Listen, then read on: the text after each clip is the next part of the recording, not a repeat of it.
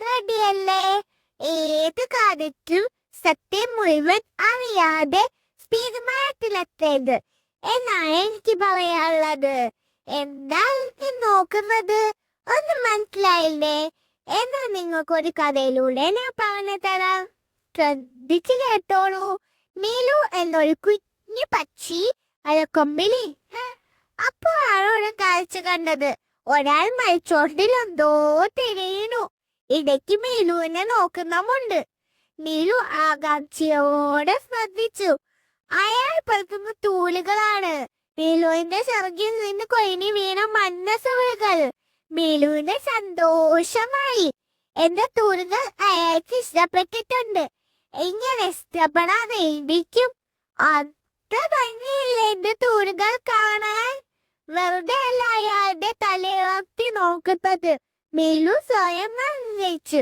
ഈ കാര്യം കൂട്ടുകാരെ എല്ലാം അറിയിക്കണം.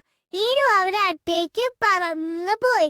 എന്നിട്ട് പറഞ്ഞു, അവനോ എന്റെ തൂലുകൾ ഇഷ്ടപ്പെട്ട് ഒരു മനുഷ്യൻ വന്നു.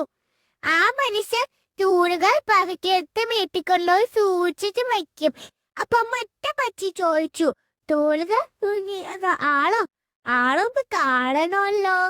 അപ്പോൾ നീലുമായ സ്ഥലത്തേക്ക് എല്ലാ പക്ഷികളും പറന്നുപോയി.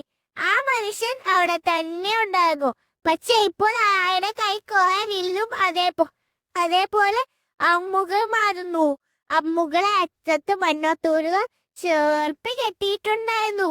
അതാ നീലുവിന്റെ തൂലുകൾ. അയ്യോ, അവിടെ കെട്ടിക്കാൻ വേണ്ടിയാണ് തൂലുകൾ പഠിക്കെത്തത്, അല്ലാതെ പഠിക്കൊണ്ടായിരുന്നില്ലേ? അതാ അയാളൊന്ന് ഒറ്റം വയ്ക്കുന്നു. വേഗം പ്രശ്നപ്പെട്ടോ? ഒരു പക്ഷി പേടിയോടെ പറഞ്ഞു. അങ്ങനെ പറന്നു പോയി. വഴി വെച്ച് നീ എല്ലാവരോടും പറഞ്ഞു. പക്ഷെ ഇപ്പോൾ കാര്യം കിട്ടി. ഏത് കാര്യമാണെങ്കിലും അത് സത്യം പറയാതെ തീരുമാനത്തിലെത്തരുത്. കൂട്ടുകാരെ, നിങ്ങൾക്ക് ഈ കഥ ഇഷ്ടമായില്ലേ? ഇതിൽ നിന്ന് ഗുണപാഠം നമുക്ക് ഉൾക്കൊള്ളാൻ ശ്രമിക്കണം. അസ്സലാമു അലൈക്കും.